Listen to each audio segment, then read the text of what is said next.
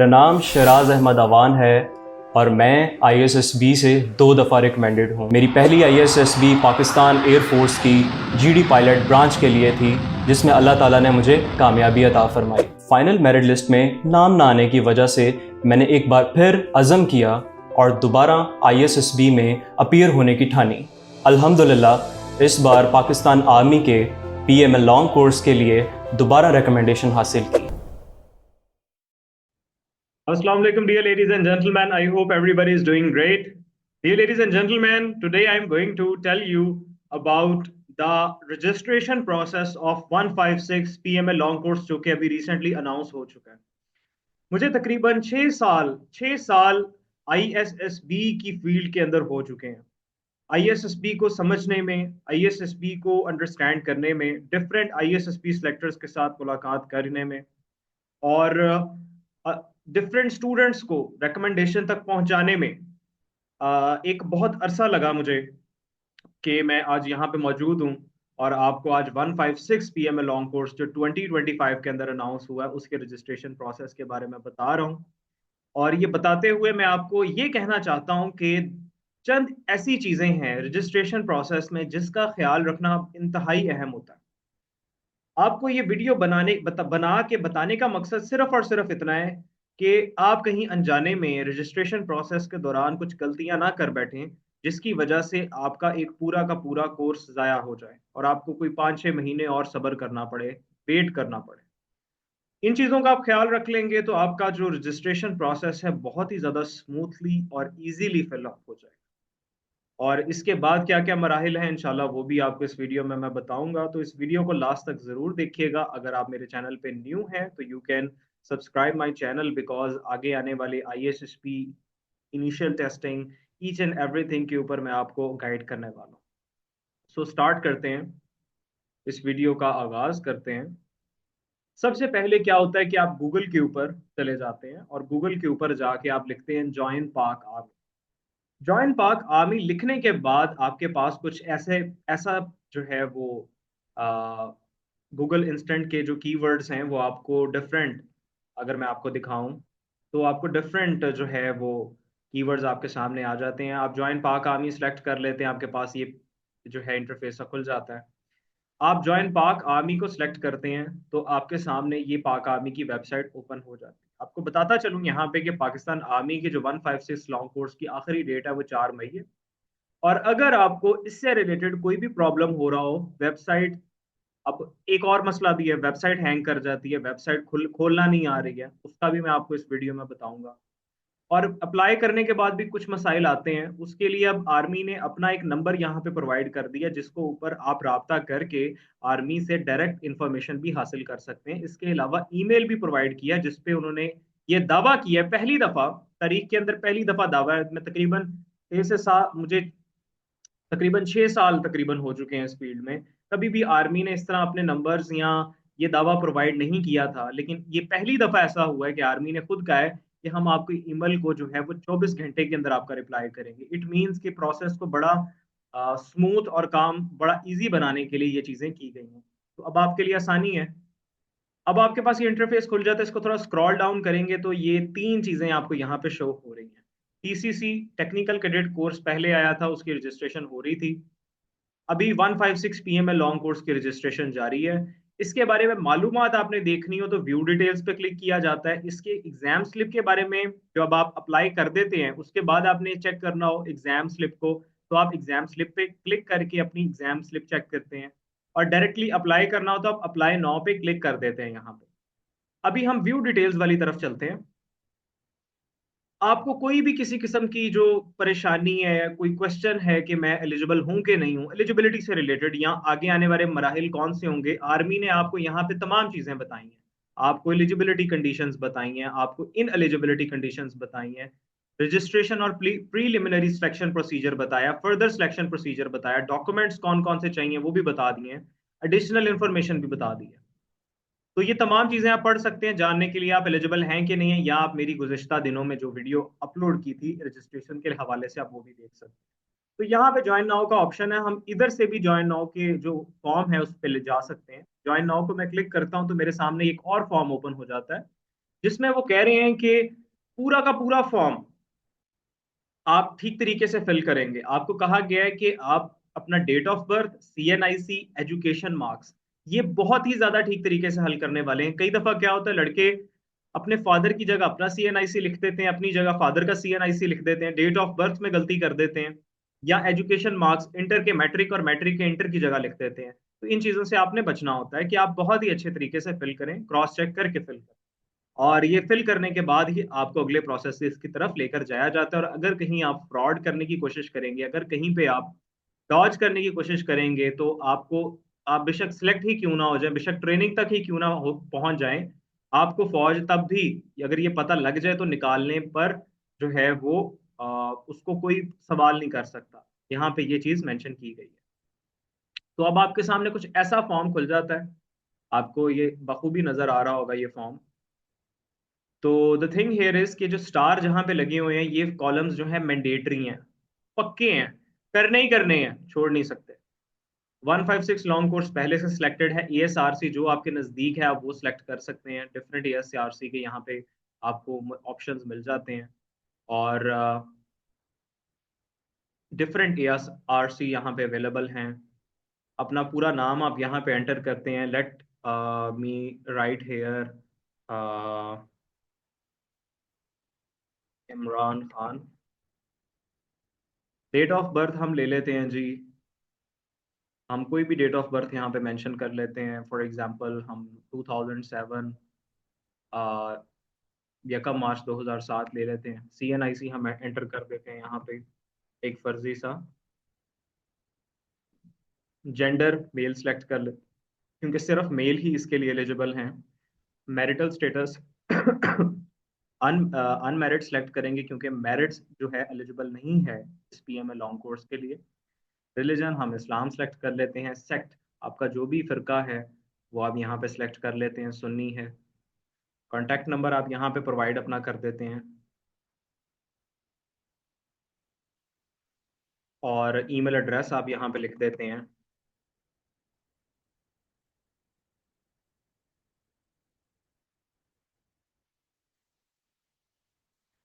और फिर आप यहाँ पे एक कोई कोई सी भी आर्मी, नेवी, एयरफोर्स में अगर आपने पहले अप्लाई किया है तो वो आप सिलेक्ट कर लेते हैं, कभी किया है कि नहीं किया, ये भी लाजमी फिल करना होता है। इस पे मैं आपको एक और चीज़ बताना चाहूँगा कि वो लड़के जो पहले आर्मी में अप्लाई करते हैं, फिर नेवी में करते हैं, फिर एयरफोर्स में करते हैं, अब उनकी डिग्रीज के पीछे स्टैम्प्स ही लगी हुई हैं डिफरेंट फोर्सेस की, ऐसे लड़के को आईएसएसबी में अपॉर्चुनिटी सीकर समझा जाता है। ये लड़के की मोटिवेशन कोई नहीं है, just looking for an opportunity. इस पे मैं पहले ही डिटेल्ड वीडियो बना चुका हूँ। यहाँ पे आपने अपनी पिक्चर को अपलोड करना होता है। मैं यहाँ पे अपनी एक पिक्चर अपलोड कर देता हूँ, और यहाँ पे अगर आप ग्रेजुएटेड हैं तो आपने टिक कर देना है, वगरना नहीं करना है। एजुकेशन डिटेल्स हमने यहाँ पे पुट करनी होती हैं। मैट्रिक है तो मैट्रिक की पुट करनी है। हम यहाँ पे लिख देते हैं जी बायोलॉजी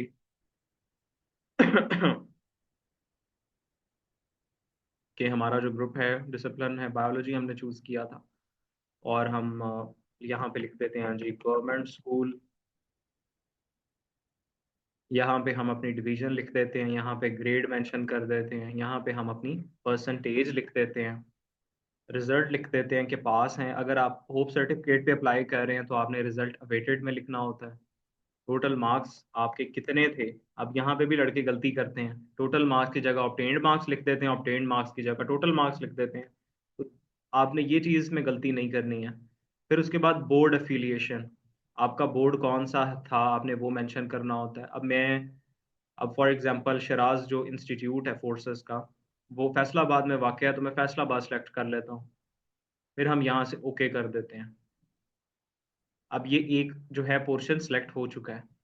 ऐड एजुकेशन पे जाऊंगा, अब मैं इंटरमीडिएट जो मैंने किया है मैं उसके बारे में यहाँ पे डिटेल्स प्रोवाइड करूंगा। और कॉलेज का नाम मैं यहाँ पे लिख देता हूँ जी गवर्नमेंट कॉलेज। जो भी आपके रेलेवेंट कॉलेज का नाम है, स्कूल का नाम है, आपने वो एग्जैक्ट उसका नाम अच्छे से मेंशन करना होता है। कोई भी उसमें रद्द बदल नहीं होना चाहिए। आप अगर सर्विंग सोल्जर हैं तो यस कर देना है, नहीं है तो नो ही रहने देना है। परसेंटेज मैं यहाँ पे लिख देता हूँ। और पास टोटल मार्क्स मैं यहाँ पे लिख देता हूँ। ऑब्टेन्ड मार्क्स, अभी देखें मुझसे भी गलती होने लगी थी। टोटल मार्क्स में जो आपके पूरे मार्क्स हैं वो हमने लिखने होते हैं। अगर मैं इससे कम लिखूंगा ना तो क्या होगा, यहाँ पे ये चीज़ आ जाएगी कि 800 से ज़्यादा मार्क्स होने चाहिए। ठीक है, तो अभी तो मेरे 800 से कम लिखे थे तो उसने मुझे पकड़ लिया। अगर मैं 800 से ज़्यादा लिखूंगा तो पकड़ नहीं पाएगा, गलती हो जाएगी। तो मैं यहाँ पे जो 1100 मार्क्स होते हैं वो लिख दिए हैं मैंने। इधर मैंने मेंशन कर दिया है जी कि ऑब्टेन्ड मार्क्स इतने हैं। बोर्ड एफिलिएशन मैं कह देता हूँ जी शराज इंस्टीट्यूट फैसलाबाद में, इस वजह से फैसलाबाद सेलेक्ट कर लेते हैं। ये मैंने डाल दिया यहाँ पे। अब फॉर एग्जांपल मुझे कोई गलती हो गई, या मैंने यहाँ पे मार्क्स कोई और लिखने थे, या स्कूल का नाम गलत लिख दिया, कुछ लिख दिया। मैं यहाँ से डिलीट करके इस वाले, ये जो बिन का ऑप्शन है इसको डिलीट करके मैं यहाँ पे दोबारा भी एंटर कर सकता हूँ। या अगर मैं डिलीट नहीं करना चाह रहा, मुझे शक है कि मैंने क्या एंटर किया था, यहाँ पे कितने मार्क्स एंटर किए थे, मैं शो डिटेल्स के ऊपर जा सकता हूँ और देख सकता हूँ अच्छे से। अब आगे आ गई नेशनैलिटी। आप पाकिस्तानी हैं तो पाकिस्तानी सिलेक्ट करेंगे, अब्रॉड से आप फिलअप कर रहे हैं इस चीज़ को तो अदर सेलेक्ट कर लेंगे, अगर आपकी नेशनैलिटी पाकिस्तान की नहीं है तब। अब मैं नेक्स्ट पे चला जाता हूँ। अब वो मुझे कह रहा है कि आपने कोई ऐसी फील्ड जो है वो छोड़ दी है जो आपने फिल करनी थी, मैंडेटरी थी। मैंने कहा ले लेते हैं जी। तो हमने ये फील्ड छोड़ दी थी, हमने फैसलाबाद सेंटर सेलेक्ट कर लिया। इसके अलावा तकरीबन तमाम चीज़ें हमारी अपलोडेड हैं। अब हम नेक्स्ट पेज के ऊपर चलते हैं। स्टेप टू अगर आप देखें स्क्रीन के ऊपर तो स्टेप 2 ऑफ 2 आ गया। अब 2 स्टेप्स हैं सिर्फ, ये दूसरा पेज खुल गया, पहला पेज मुकम्मल हम फिल कर चुके हैं। यहाँ पे हम फादर नेम लिख देते हैं, तो यहाँ पे हम लिख फादर नेम एक लिख देते हैं।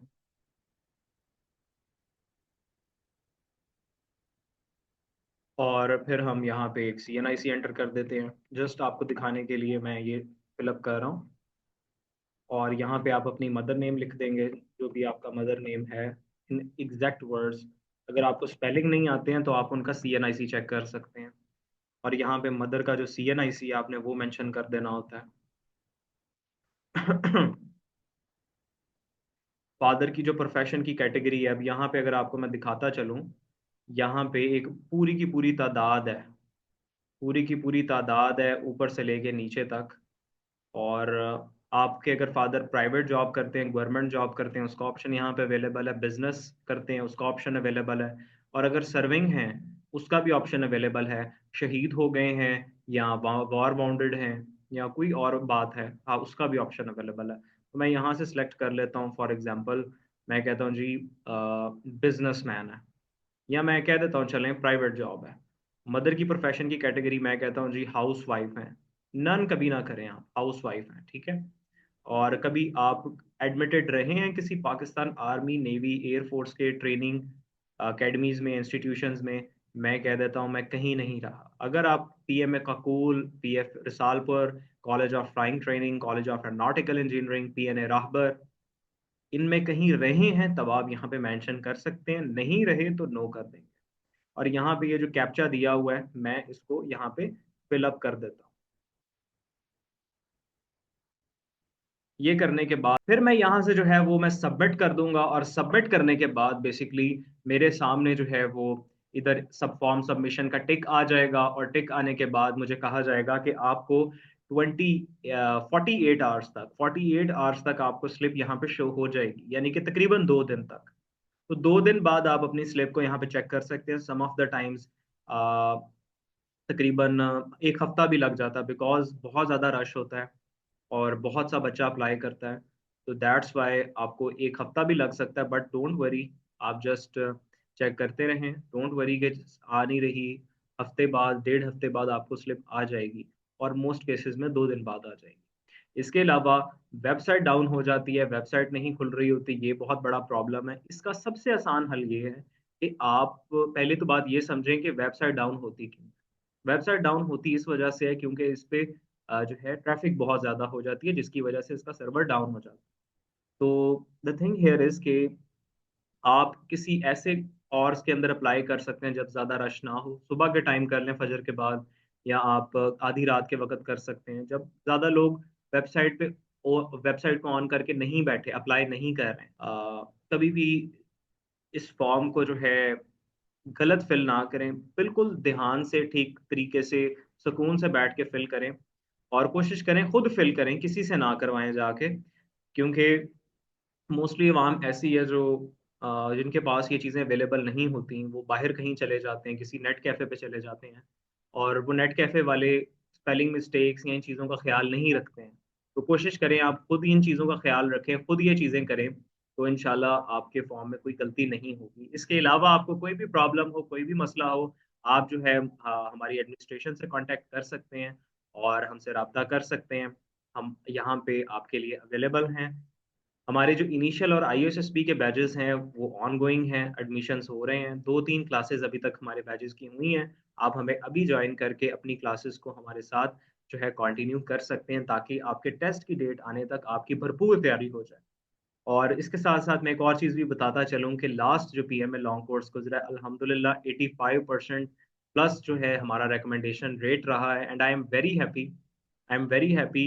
मेरे जो स्टूडेंट्स हैं, सिर्फ एक स्टूडेंट ऐसे हैं जिनका अभी मेडिकल जो है आने वाले दिनों में शुरू होगा, अभी वो रिकमेंड हुए हैं। लास्ट कैंडिडेट थे हमारे, उससे पहले जितने भी कैंडिडेट्स हैं सबका मेडिकल हो चुका है and they are waiting for the joining instructions. तो बड़ी खुशी होती है लड़कों को देख के कि एक लड़का जो सिर्फ अभी एफएससी करके आया है और उसने आते ही टेस्ट दिया और वो कामयाब हो गया है, उसकी तो पूरी की पूरी जिंदगी बन गई। बजाय इसके कि वो कहीं यूनिवर्सिटी जाता, वो आगे चल के 4 साल की डिग्री करता और फिर आगे देखता कि जॉब मिलती है कि नहीं मिलती, उसकी तो पूरी की पूरी ज़िंदगी बन गई। एफएससी के बाद ही वो एक अदारे में चला गया। ड्यूरिंग द ट्रेनिंग उसको स्टाइपेंड मिलेगा और after the training he will be wearing the uniform, he will be wearing the rank and he will be having a good handsome salary and perks. उसकी फैमिली सिक्योर होगी, उसकी family के लिए जो medical है वो सिक्योर होगा। तो it's a very good option for all of you. और क्योंकि इसको बस डेडिकेशन से करें, इसको आप हल्का ना लें, क्योंकि इनिशियल टेस्ट में आपका ऑफिसर इंटेलिजेंस ग्रेड बनता है, आईएसएसबी में आपकी रिकमेंडेशन वीक होती है या स्ट्रांग होती है, ये बहुत मैटर करता है और इसी की बेस पे लास्ट में आपका मेरिट बनता है और उसी की बेस पे आपकी सिलेक्शन होती है। So you have to prepare really well for these test, ताकि आप जो है वो इसमें अच्छे जो है मेरिट पे आ सके। अपना बहुत सारा ख्याल रखें। अल्लाह ताला आपका हामी नासिर हो। मुझे दें इजाज़त। पाकिस्तान जिंदाबाद।